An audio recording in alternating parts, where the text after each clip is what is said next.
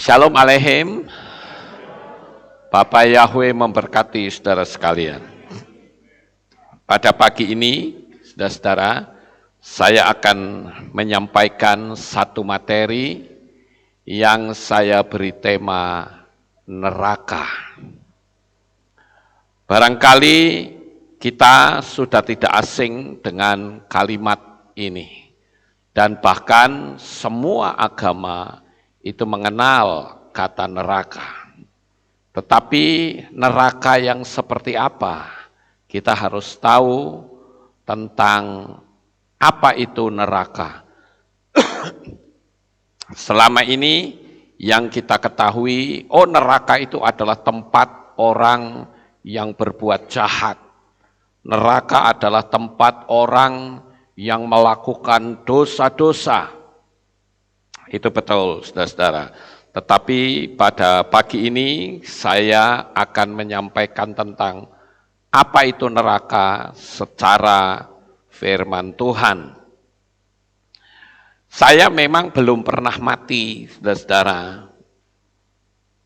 Tetapi saya berani berbicara tentang neraka karena saya mengacu kepada seseorang yang pernah mati, yaitu Yeshua HaMashiach. Saudara yang terkasih, kata neraka itu di dalam bahasa Ibrani ditulis dengan kata Gehinom. Gehinom ini diambil dari nama lembah, yaitu lembah Gehenna. Lembah Gehenna itu adalah satu lembah yang dikutuk oleh Nabi Yeremia.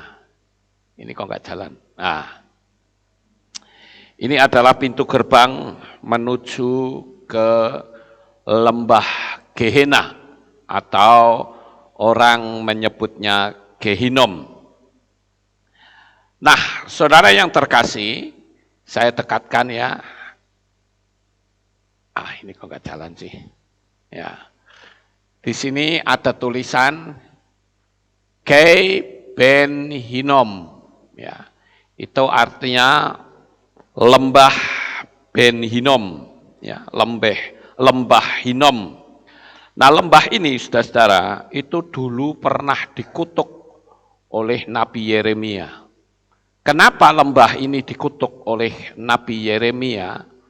Karena di lembah inilah dulu raja-raja Yehuda mengorbankan anak-anak mereka kepada Baal dengan menyembelih anak mereka.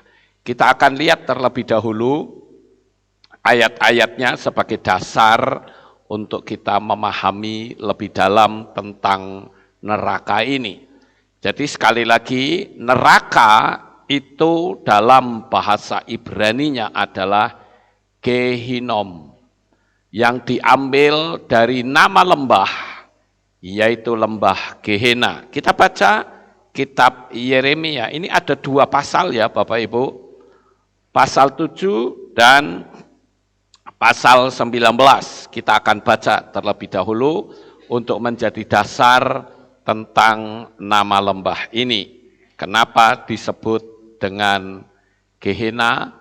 Karena disitulah dulu para raja Yehuda mempersembahkan anak-anak mereka. Yeremia pasal 7 ayat 30 sampai 32 dikatakan demikian. Sebab anak-anak lelaki Yehuda telah melakukan yang jahat di mataku, firman Yahweh. Mereka telah menaruh benda-benda kejijikan mereka ke dalam bait yang atasnya namaku disebut untuk menajiskannya. Dan mereka telah membangun tempat pemujaan Tofet yang ada di lembah Ben Hinom untuk membakar anak-anak lelaki mereka dan anak-anak perempuan mereka dengan api, yang tidak pernah aku perintahkan dan tidak pernah timbul dalam hatiku. Oleh karena itu lihatlah, hari-harinya akan datang, firman Yahweh, maka hal itu tidak akan lagi disebut Tofet ataupun lembah Ben Hinnom, melainkan lembah pembantaian. Dan mereka akan menguburkan di Tofet karena tidak ada lagi tempat. Ini di pasal yang ke-7. Sekarang kita lihat pasal yang ke-19, Bapak Ibu. Di ayat yang ke-5 sampai ayat yang ke-6. Mereka juga membangun tempat-tempat pemujaan bagi Baal untuk membakar anak laki-laki mereka dengan api sebagai persembahan bakaran bagi Baal yang tidak pernah aku perintahkan maupun ucapkan, bahkan tidak pernah timbul di hatiku.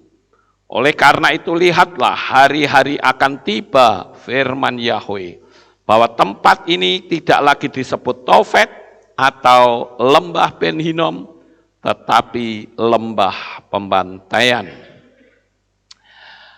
Nah, saudara-saudara, inilah nama dari kata neraka.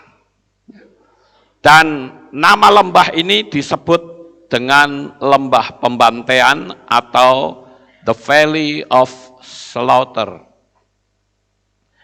Posisi lembah ini, saudara-saudara, posisinya ada di daerah Hakaldama. Di sini atau di lembah ini dikubur atau ada kuburan imam besar Hanas, yaitu mertuanya Kayafas. Orang jarang sekali datang ke tempat itu, saudara, karena lembahnya itu gersang dan tidak ada hal yang menarik. Nama lembah ini disebutkan ada 11 kali, ya. Nah, kalimat neraka ini kita lihat mulai diucapkan oleh Yeshua itu di Matius pasal 5 ayat 22, itu kalimat pertama kata neraka mulai diucapkan. Saya akan bacakan untuk saudara, Matius 5 ayat 22. Namun aku berkata kepadamu, bahwa setiap orang yang menjadi marah tanpa sebab terhadap saudaranya, dia pantas berada dalam hukuman. Dan siapa yang berkata kepada saudaranya raka, maka pantas berada di hadapan Sanhedrin. Dan siapa yang berkata dungu, ia pantas berada dalam neraka api. Saudara perhatikan kalimat neraka di situ. Itulah kalimat pertama yang diucapkan oleh Yeshua tentang kata neraka. Jadi kalau saudara lihat kata neraka ini di dalam teks Ibrani, itu ditulis dengan kata Gehinom. Sekali lagi, Gehinom itu adalah memperingatkan kita bagaimana Bapak Yahweh itu begitu cemburu, begitu tidak suka ketika raja-raja Yehuda yang seharusnya mempersembahkan korban untuk kemuliaan kepada Bapa Yahweh, tetapi justru mempersembahkan anak-anak mereka itu dibakar, ya, dan dipersembahkan kepada Baal. Ternyata kecemburuan Bapa Yahweh itu terus terjadi sampai sekarang. Bahkan ada banyak gereja-gereja yang tidak menyadari bahwa sebetulnya yang mereka sebut berulang kali itu adalah nama berhala. Bahkan menganggap bahwa orang-orang pengagum Bapa Yahweh ini dianggap sesat karena memanggil nama kudus Bapa Yahweh. Sementara mereka yang memanggil nama berhala, enjoy saja. Lalu apa bedanya dengan raja-raja Yehuda pada waktu itu, Bapak Ibu? Kemudian kita lihat ya bagaimana Tuhan itu begitu murka. Makanya saya katakan untuk masalah nama itu tidak main-main, saudara. Mungkin orang berkata, kenapa sih dari dulu kok yang dibicarakan nama? Ya karena yang pemilik namanya keberatan. Kalau namanya diubah-ubah semau-maunya sendiri, saudara. Lalu apa bedanya dengan raja-raja Yehuda yang mempersembahkan anak-anak mereka untuk dibakar di lembah Ben Hinnom, saudara-saudara. Nah, saudara yang terkasih, kita lihat lagi ayat yang lain yang juga berbicara tentang kata neraka. Pasal 9 ayat yang ke-47. Dan jika matamu menjerumuskan engkau, cungkelah itu. Adalah baik bagimu bermata satu masuk ke dalam kerajaan Elohim daripada mempunyai dua mata dilemparkan ke dalam neraka api. Ada kata neraka api. Saudara yang terkasih, ayat ini itu bukan dipikir atau diterjemahkan secara harafiah. Kalau diterjemahkan harafiah, ada banyak sekali orang yang percaya kepada Tuhan yang buta matanya, saudara, karena dicungkil satu-satu. Ini adalah peribahasa.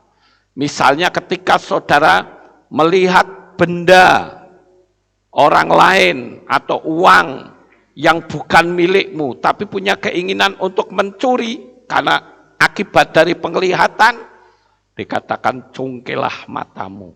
Kata cungkilah itu artinya apa? Tidak boleh melihat, lebih baik berpaling, nggak usah lihat duit banyak daripada kita jatuh di situ. Begitu Bapak Ibu. Nah, kita lanjut, saya akan bercerita tentang lembah Gehenna ini. Nah, saudara yang terkasih, lembah Gehenna ini bersebelahan dengan lembah Yehosafat. Lembah Yehosafat itu menjadi simbol kerajaan sorga, sedangkan lembah Gehenna adalah lambang dari neraka. Di lembah Hakaldama ini, ya, saya akan tunjukkan kepada saudara. Lah, ini adalah gambar fisik yang ada saat ini, ya, yang dikenal dengan Gehenna atau Jahanam, lembah Jahanam. Ini bentuknya berlobang-lobang begini ya. Ini betul-betul kuburan, saudara-saudara.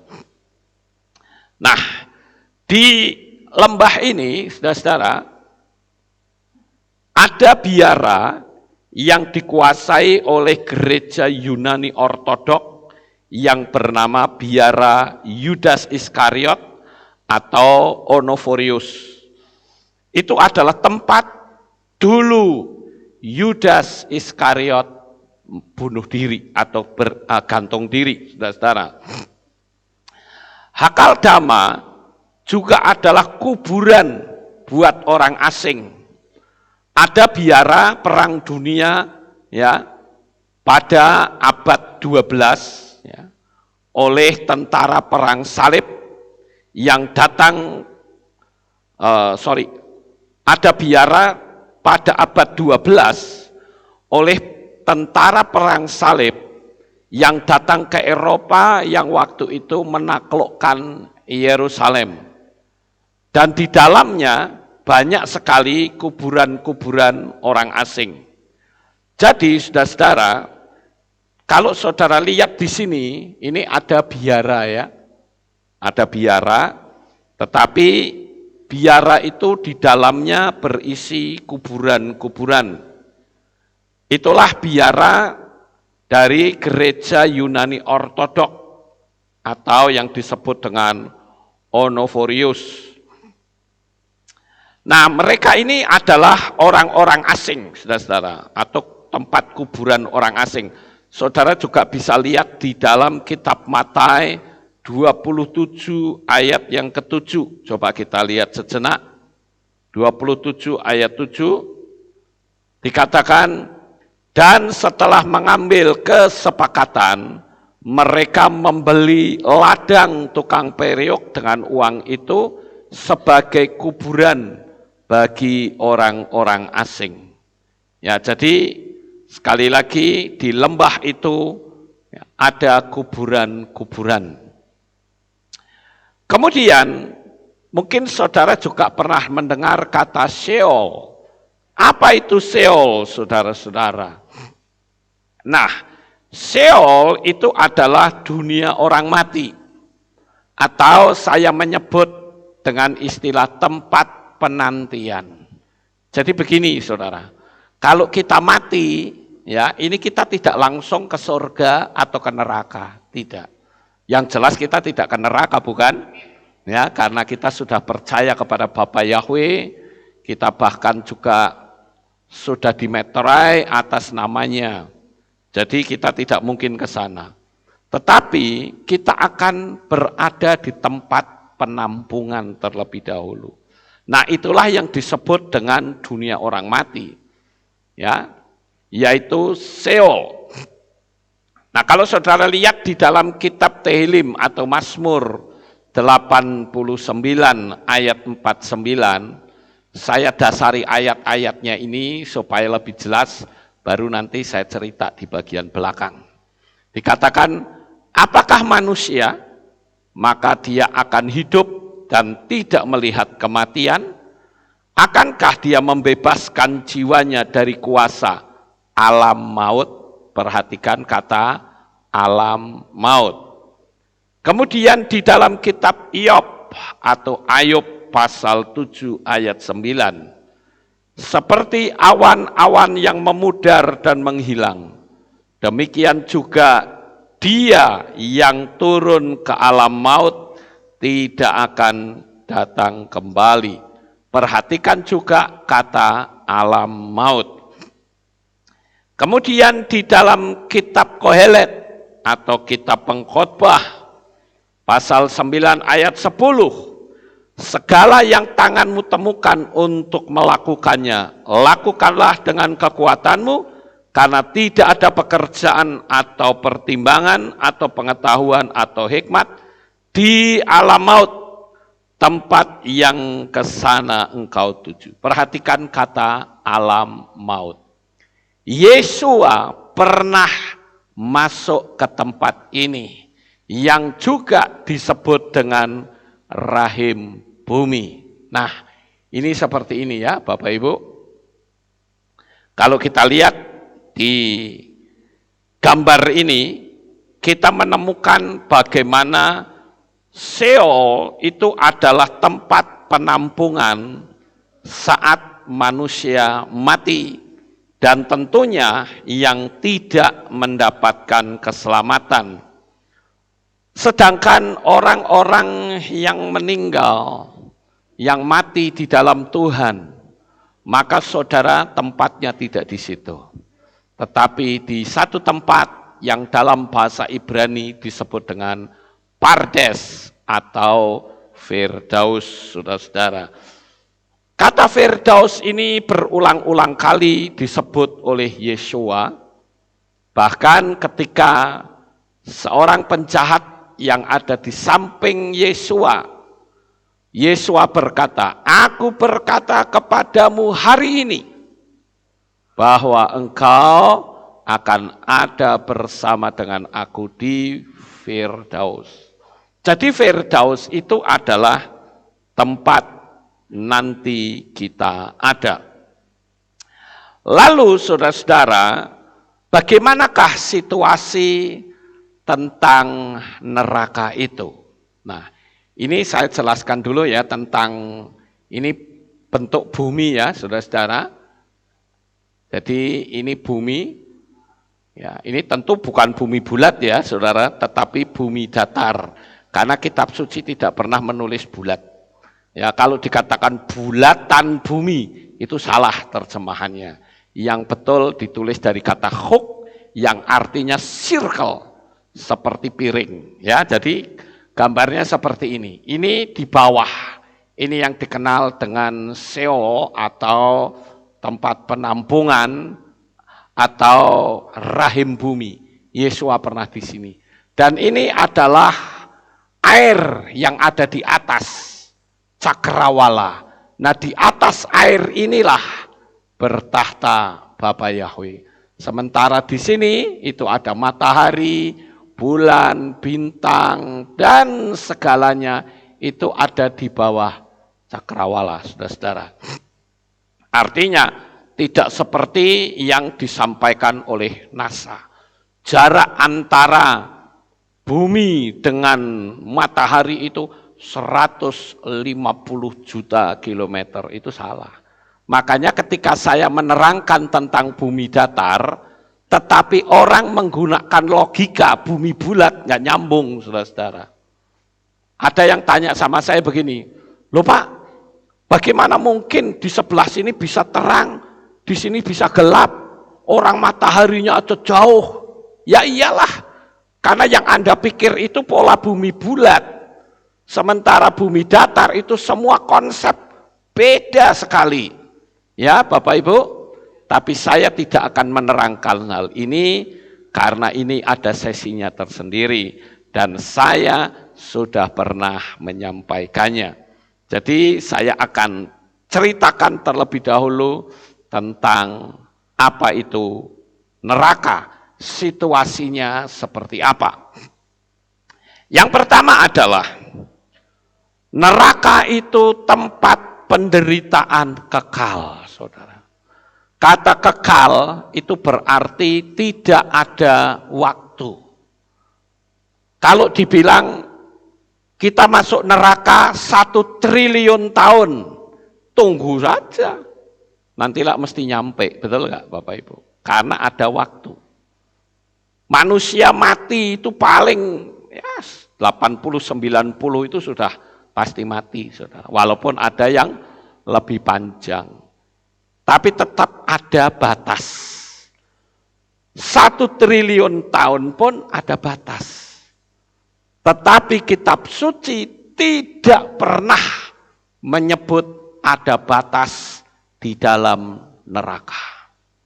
Jadi neraka itu adalah tempat penderitaan kekal di mana apinya tidak pernah padam. Saudara bisa lihat di dalam kitab Markus pasal 9 ayat 43 dikatakan demikian. Dan jika tanganmu menjerumuskan engkau, potonglah itu. Adalah lebih baik bagi engkau buntung masuk ke dalam kehidupan daripada memiliki 2 tangan masuk ke neraka, ke dalam api yang tak terpadamkan. Jadi apinya itu nggak bisa mati, saudara-saudara. Bagaimana bisa mati orang di situ tidak ada air kok?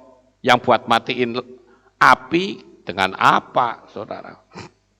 Itu yang pertama, tempat penderitaan yang kekal.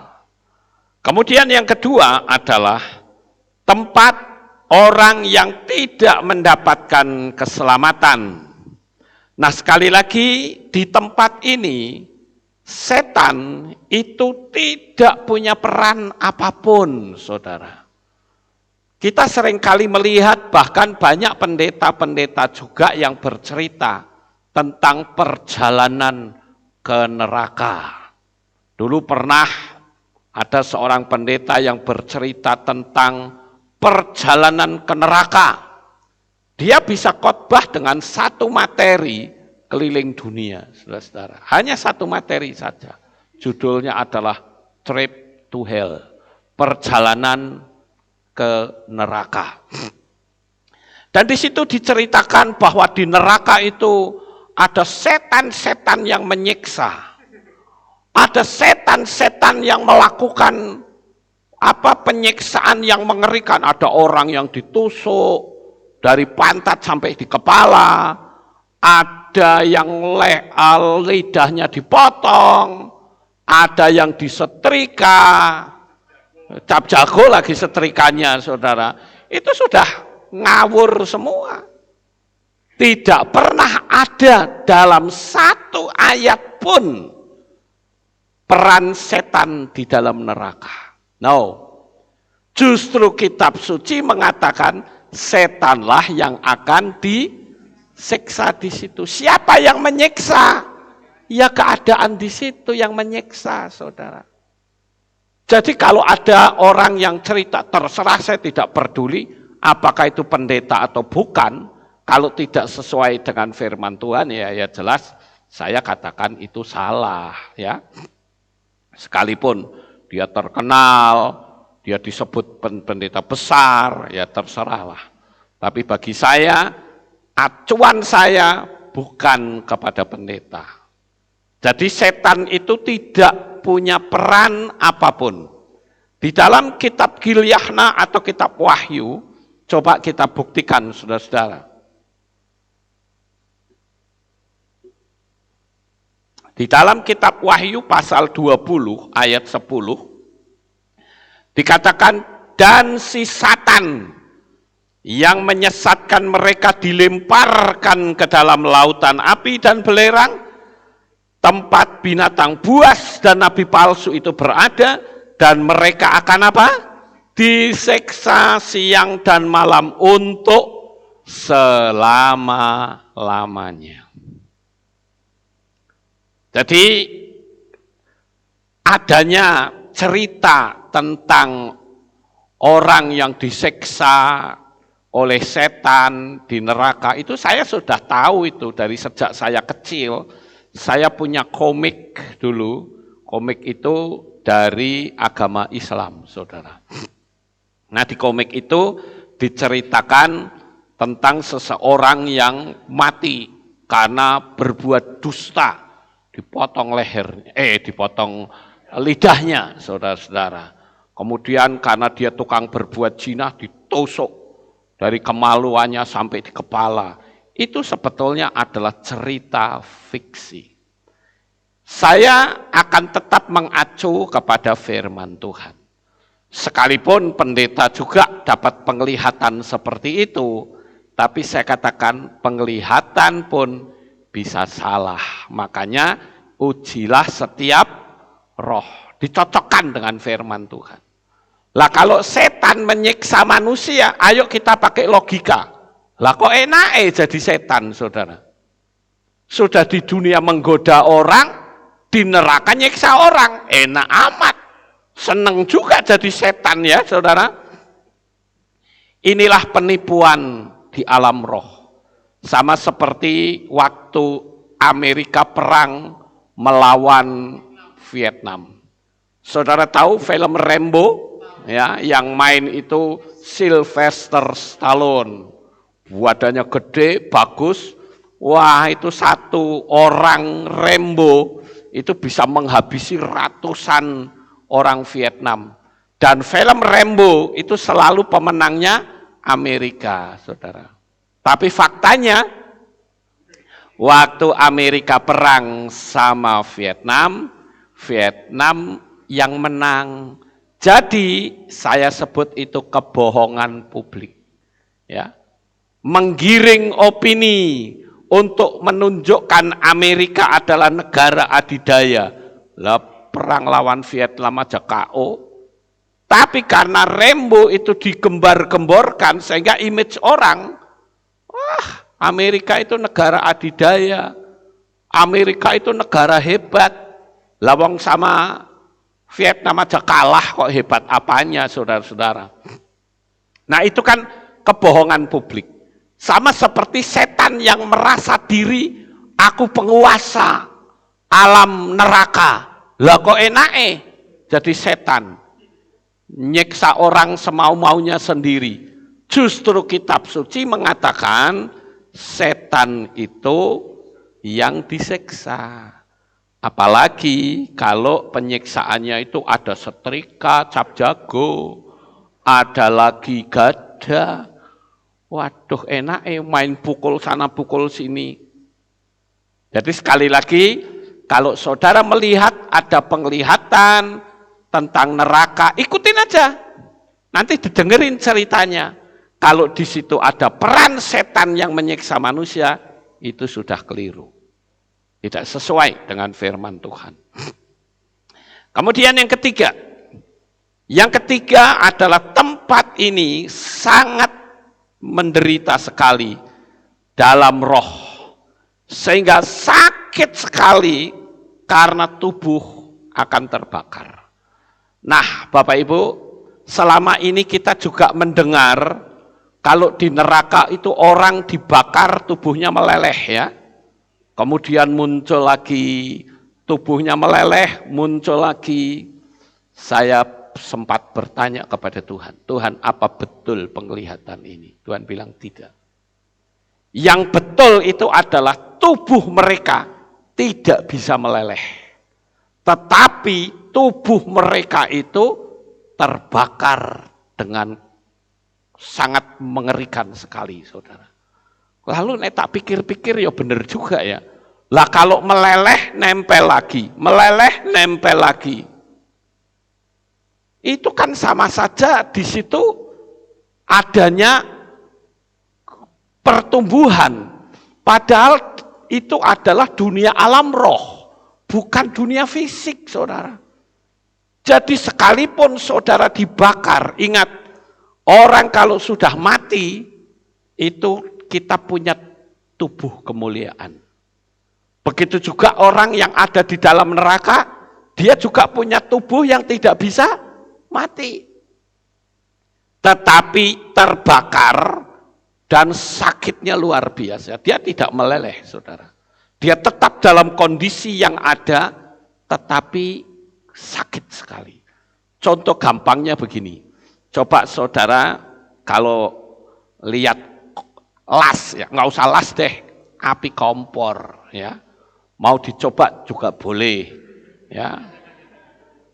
Nanti saudara buka kompor, ceklek, kemudian saudara taruh di atas kompor itu. Bertahan 5 menit aja di atas kompor. Pasti saudara akan kesakitan. Nah seperti itu saudara. Tetapi di sana itu tidak meleleh, muncul lagi, meleleh, muncul lagi. Tidak, tetap seperti itu. Tetapi sakitnya itu maha dahsyat saudara. Sampai kitab suci mengatakan mereka itu gemeretak giginya, saudara. Saking sakitnya. Bayangin kalau orang disiksa itu kan sampai gemeretak. Aduh, kan gitu ya, saudara-saudara. Saking sakitnya begitu. Ya. Nah itulah kondisi keadaan yang ada di neraka. Kemudian yang keempat, di neraka itu tidak ada raja setan yang menyiksa. Sekali lagi, tidak ada raja setan yang menyiksa. Karena di neraka itu sesungguhnya diperuntukkan bagi setan. Dan di sana dikatakan, kalau saudara baca dalam kitab Yesaya,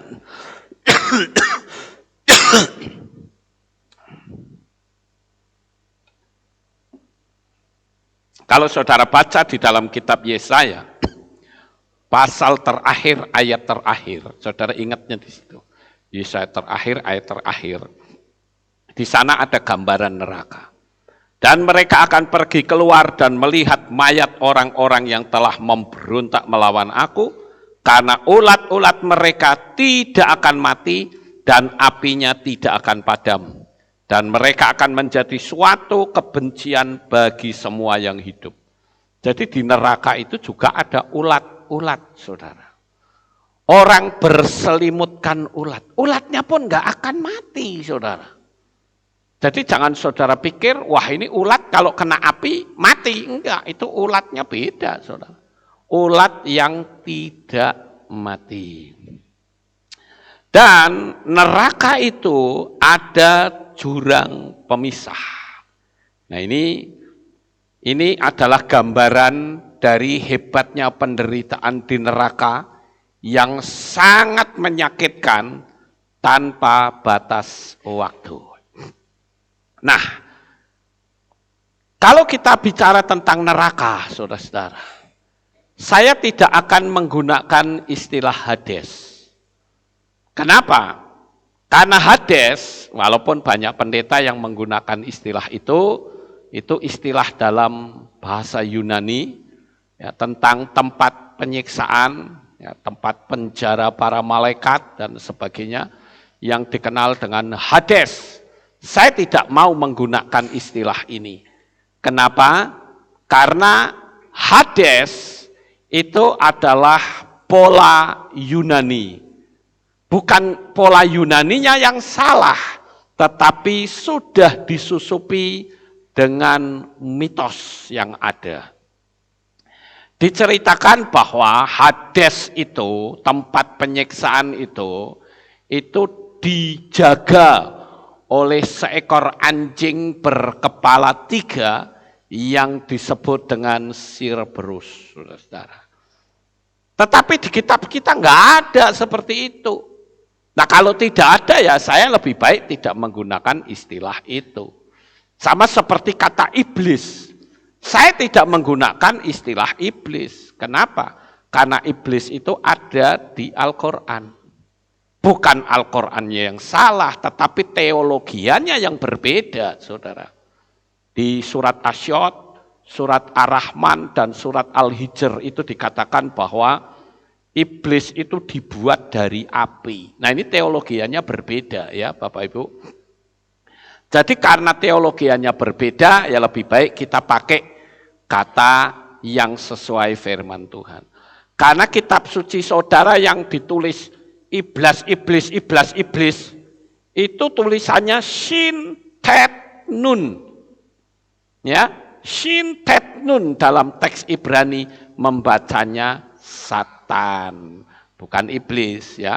Nggak ada orang keiblisan, yang ada orang kesetanan, gitu ya Bapak Ibu. Jadi kita mau belajar lebih teliti lagi. Ya, jadi lebih baik kita menggunakan istilah kita sendiri sesuai dengan firman Tuhan. Jadi di situ ada jurang pemisah ya yang tidak terseberangi. Saudara masih ingat cerita tentang Lazarus dan orang kaya yang diceritakan oleh Yesua.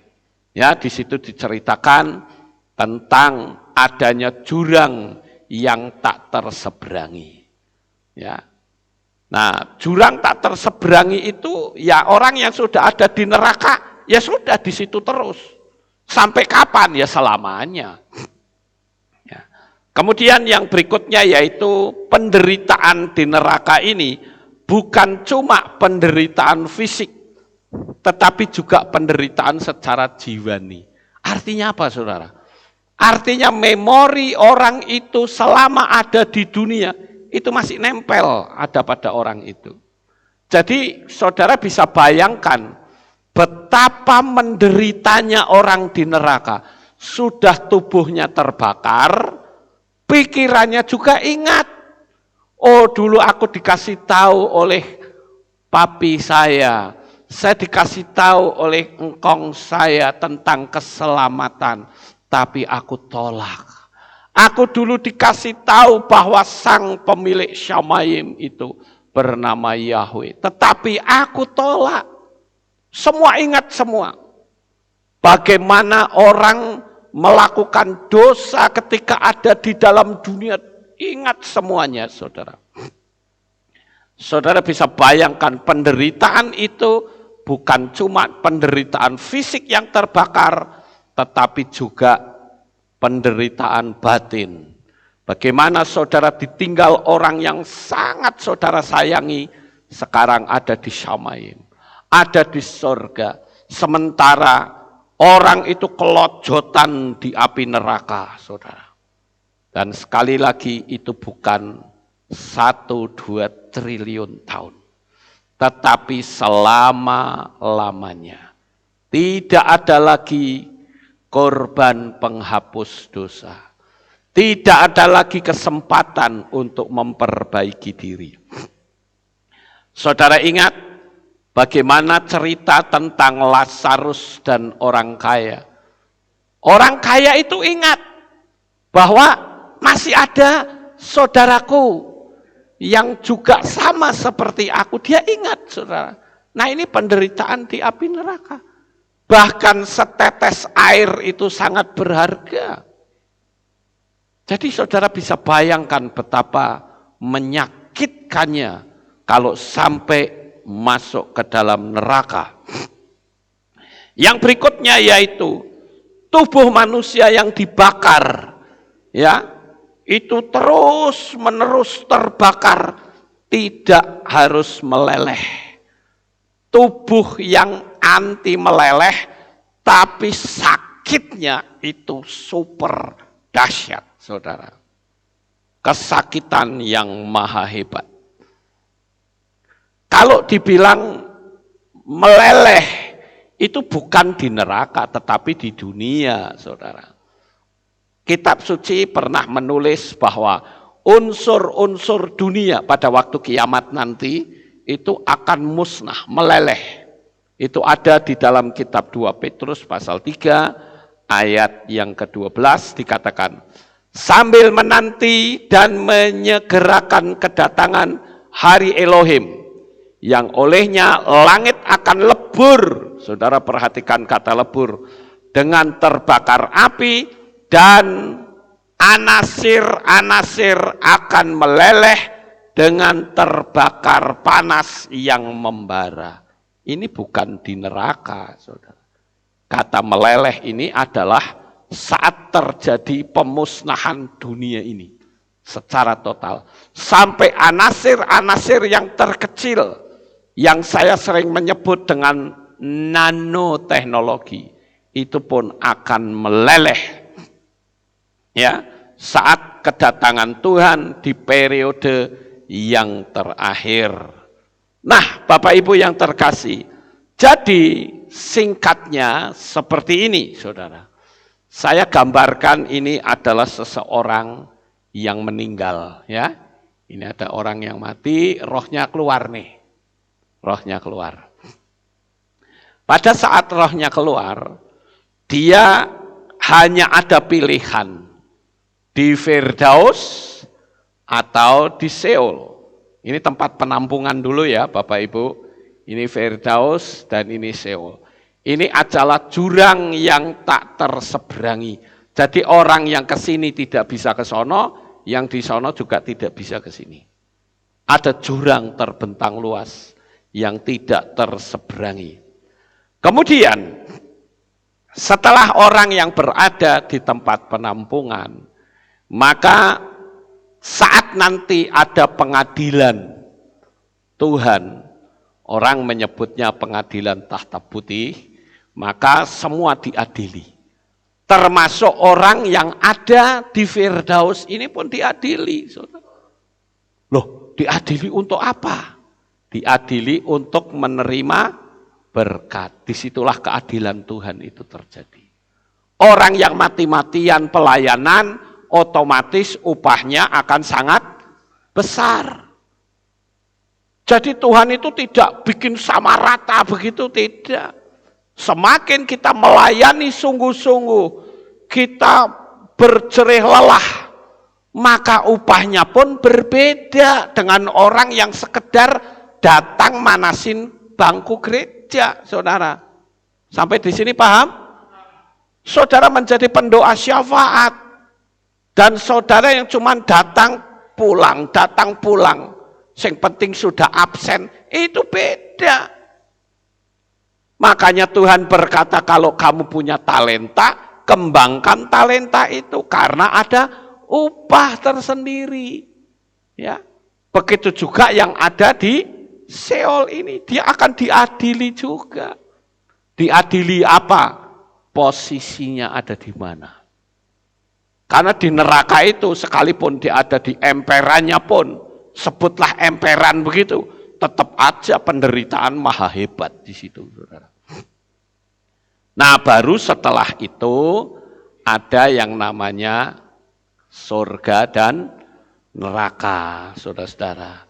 Nah, kalau kita berbicara tentang hal ini, mungkin saudara ingat ada satu pengajaran dari gereja Katolik yang dikenal dengan api penyucian, atau yang disebut dengan purgatori. Purgatori itu menurut Katolik begini, saudara. Kita ini nih yang mati ini nih, nanti mati gitu ya, nggak langsung ke surga, karena kita masih ada di dalam dunia, sehingga nanti disucikan dulu di api penyucian. Neraka itu seperti neraka, saudara. Disucikan dulu di situ.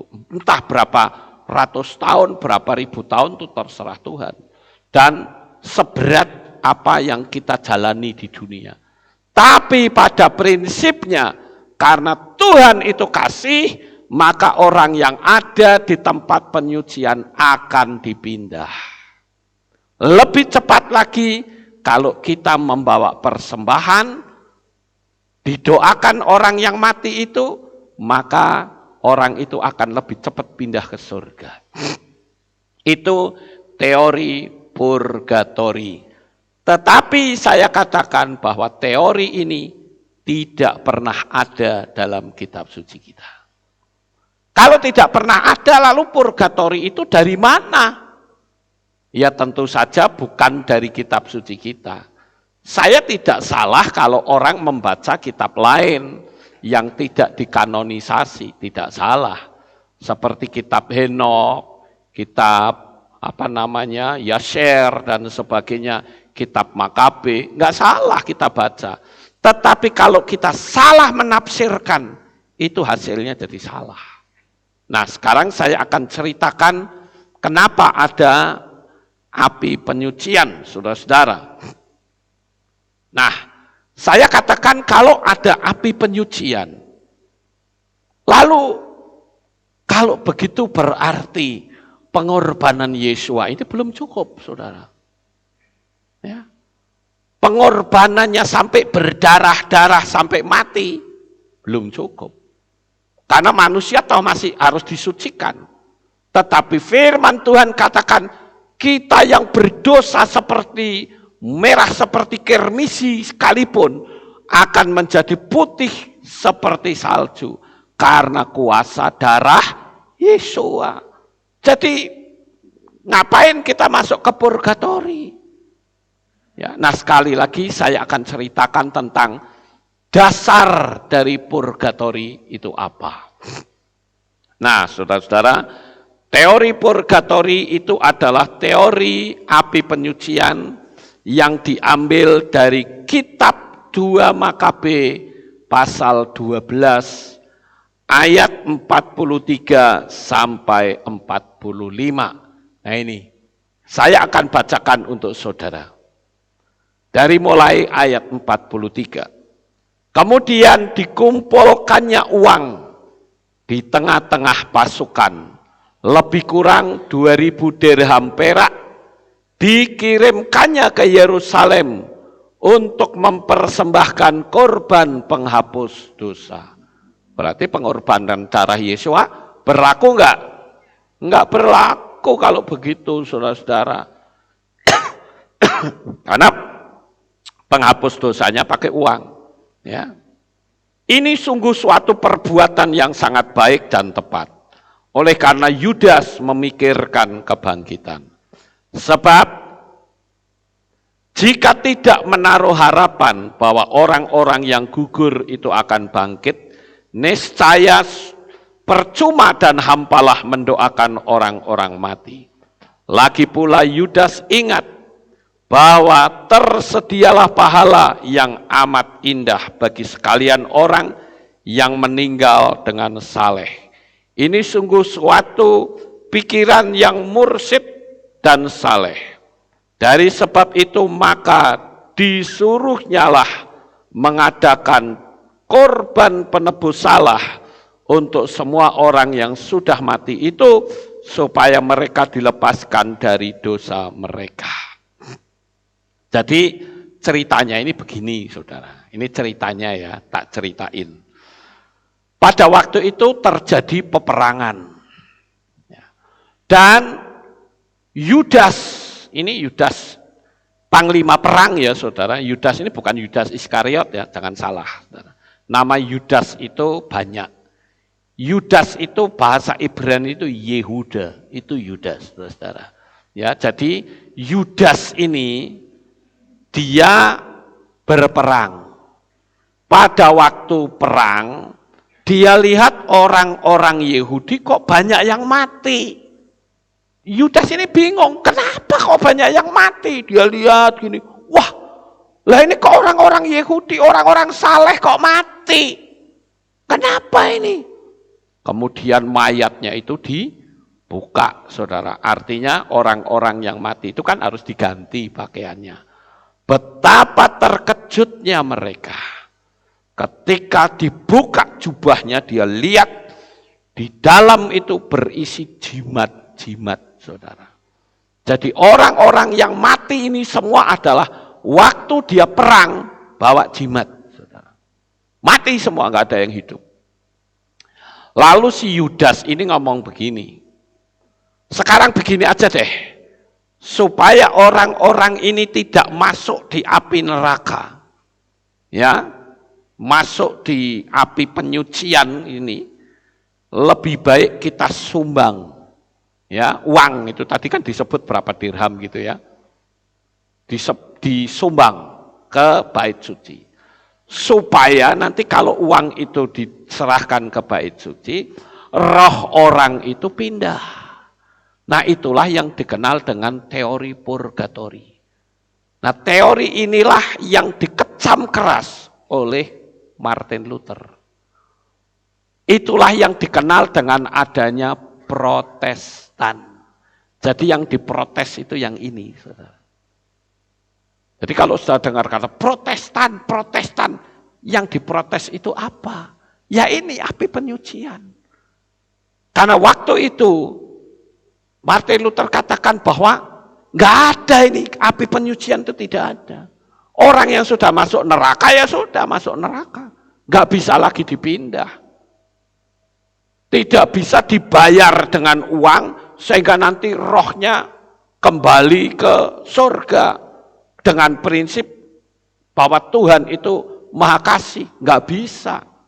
Nah sehingga muncullah kata Protestan. Yang diprotes itu purgatorinya, saudara. Jadi kenapa saya tidak menyetujui teori purgatori? Karena di kitab suci kita tidak ada. Dan yang ngomong ini, Yudas ini bukan nabi. Yudas itu hanya panglima perang. Jadi sak penake dia ngomong, ngerti nggak Bapak Ibu? Dia ngomong sak penake, tapi tidak bisa menjadi acuan. Karena apa? Karena yang menjadi acuan itu adalah jika yang berbicara adalah seorang nabi. Ini kan hanya bayangannya si Yudas sendiri. Ayo kita kasih sumbangan untuk bait suci, supaya orang-orang yang mati ini bisa pindah. Enggak bisa. Kitab suci kita tidak ada seperti itu, saudara. Saya akan bacakan ya cerita ini secara lengkap di kitab 2 Makabe 12 ayat 38 sampai 45. Saya bacakan untuk saudara. Dari mulai 38. Kemudian Yudas mengumpulkan bala tentaranya dan pergilah ia ke kota Adulam. Mereka tiba pada hari yang ke-7. Maka mereka menyucikan diri menurut adat dan merayakan hari Sabat di situ. Pada hari berikutnya waktu hal itu menjadi perlu, pergilah anak buah Yudas untuk membawa pulang jenazah orang-orang yang gugur dengan maksud untuk bersama dengan kaum kerabat mereka mengebumikan jenazah-jenazah itu di kuburan nenek moyang. Astaga, pada tiap-tiap orang yang mati itu mereka temukan di bawah jubahnya sebuah jimat dan berhala-berhala kota Yamnia. Dan ini dilarang bagi orang-orang Yahudi oleh hukum Taurat.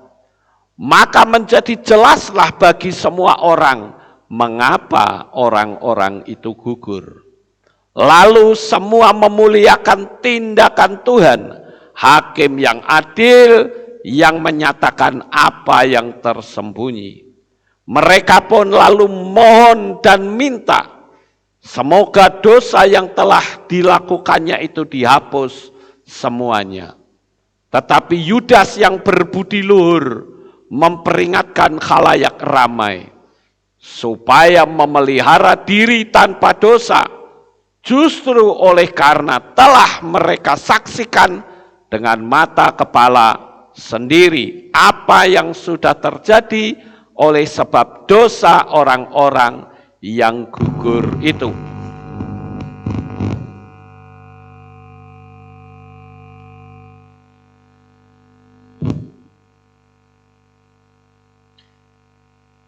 Ya, ini kok brom, ini kenapa ya?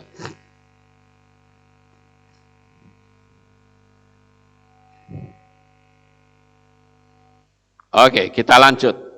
Tetapi Yudas yang berbudi luhur memperingatkan khalayak ramai supaya memelihara diri tanpa dosa. Justru oleh karena telah mereka saksikan dengan mata kepala sendiri apa yang telah terjadi oleh sebab dosa orang-orang yang gugur itu. Ayat 43, kemudian dikumpulkannya uang di tengah-tengah pasukan. Nah ini saudara, dikumpulkannya uang di tengah-tengah pasukan, lebih kurang 2000 dirham perak. Dikirimkannya ke Yerusalem untuk mempersembahkan korban penghapus dosa. Ini sungguh suatu perbuatan yang sangat baik dan tepat. Oleh karena Yudas memikirkan kebangkitan. Mikir, saudara, memikirkan kebangkitan. Sebab jika tidak menaruh harapan bahwa orang-orang yang gugur itu akan bangkit, niscaya percuma dan hampalah mendoakan orang-orang mati.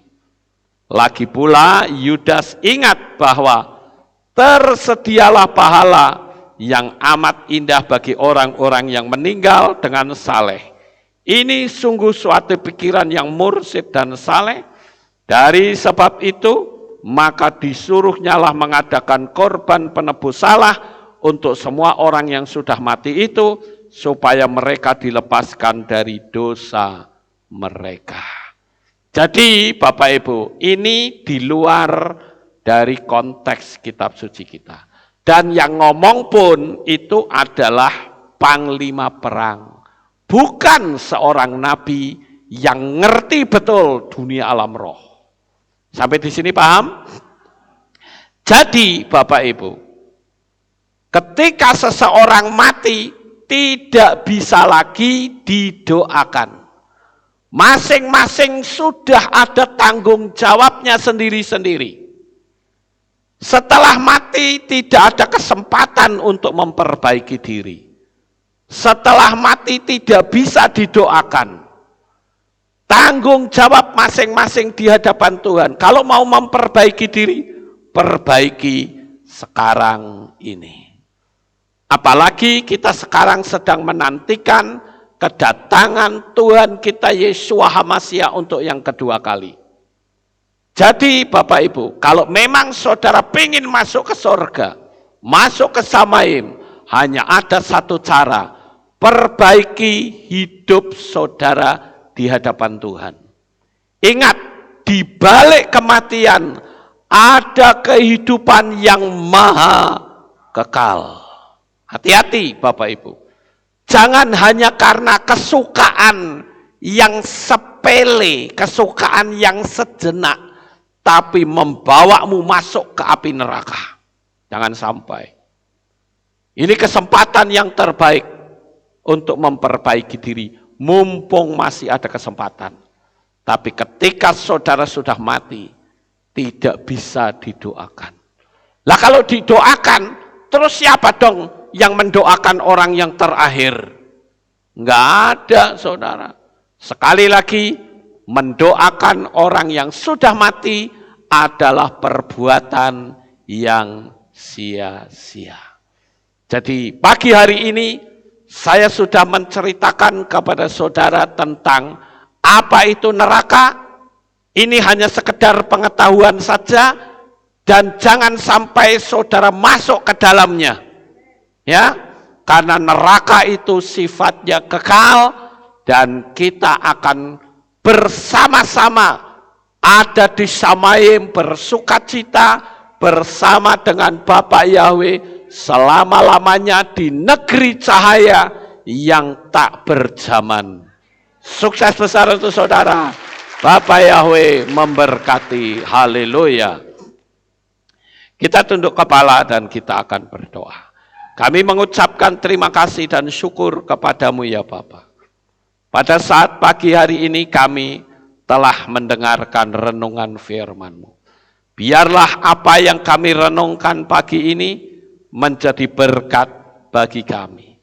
Kami tidak ingin bersusah-susah di dunia ini, tetapi ujungnya menuju ke alam maut. Tapi kami mau kesusahan kami akan menerima upah yang besar di Samayim. Terima kasih ya Tuhan, meteraikan firman ini di dalam hati anak-anak-Mu semuanya, di dalam nama Adonai Yeshua HaMashiach, kami sudah berdoa. Amin. Haleluya. Kita akan dengar pengumuman. Shalom, berjumpa kembali dalam Aleph Tau Breaking News. Berikut kami sampaikan pengumuman minggu ini. Kami dari Divisi Singer membuka kesempatan bagi Bapak Ibu yang rindu untuk melayani dalam bidang praise and worship, khususnya singer. Bisa menghubungi Ruben Ferry dengan nomor 085 866 222 527. Hadirilah Hari Raya Purim pada hari Rabu 16 Maret 2022 pukul 6 sore waktu Indonesia Barat dengan tema Sukacita Kemenangan. Info doa. Kami mengajak seluruh pengurus dan pelayan Tuhan untuk mengikuti doa profetik pembangunan Kehilat baru dengan tema Unity of Fire pada hari Senin 21 Februari 2022 di Tanah Pembangunan Kehilat. Akan ada perjamuan kasih dan dimohon untuk membawa makanan atau minuman untuk dikonsumsi bersama. Berita Lelayu. Telah meninggal dunia Bapak Sucipto Nyoto, papa dari Bapak Yakobus Nyoto, dalam usia 87 tahun, meninggal pada hari Jumat 18 Februari 2022 dan telah dimakamkan pada hari Sabtu 19 Februari 2022 jam 12 siang di pemakaman TPU Keputih, Surabaya. Demikian pengumuman minggu ini. Sampai jumpa di ibadah selanjutnya. Bapak Yahweh memberkati. Pengumumannya Bapak Ibu, kita akan akhiri kebaktian kita. Saya mengundang jemaat Tuhan kita bangkit berdiri, kita akan tutup dalam doa. Terima kasih ya Tuhan, selesai sudah ibadah kami. Dari awal, pertengahan, sampai pada akhirnya. Sebentar lagi kami semua akan kembali pulang ke rumah kami masing-masing. Jaga, lindungi, peliharakan kami sampai di rumah dengan selamat. Pertemukan kembali pada jam-jam ibadah mendatang di dalam ikatan tali kasih-Mu. Terima kasih ya Tuhan, kami serahkan anak-anak-Mu lebih lanjut di dalam tangan. Dan inilah doa syukur yang kami naikkan di dalam nama Adonai Yeshua HaMashiach. Kami sudah berdoa. Mari kita angkat tangan kita dan kita akan menerima berkat Kohanim. Haleluya. Yevarecheka Yahweh wa yismereka.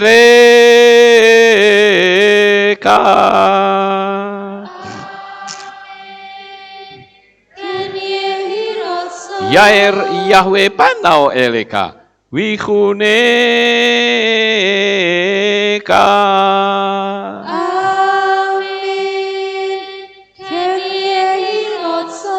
Yesa Yahweh panau eleka wa yashem lecha shalom.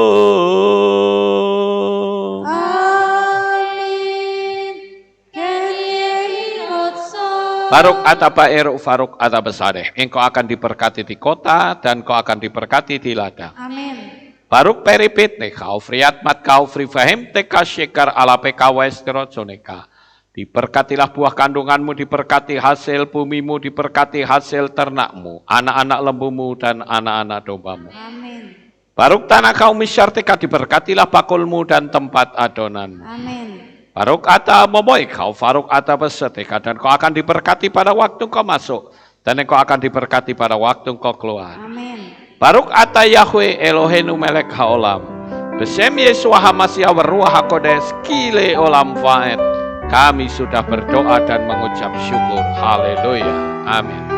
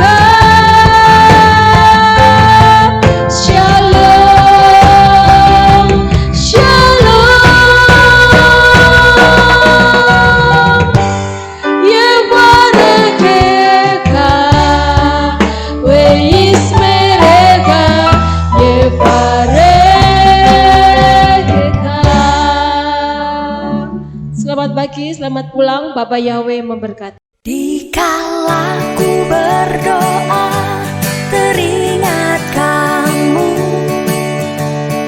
jauh mata memandang, juga ada kamu. Karena besar kasih-Nya, kita dijadikannya satu dalam keluarga besar Yesus Tuhan. Jika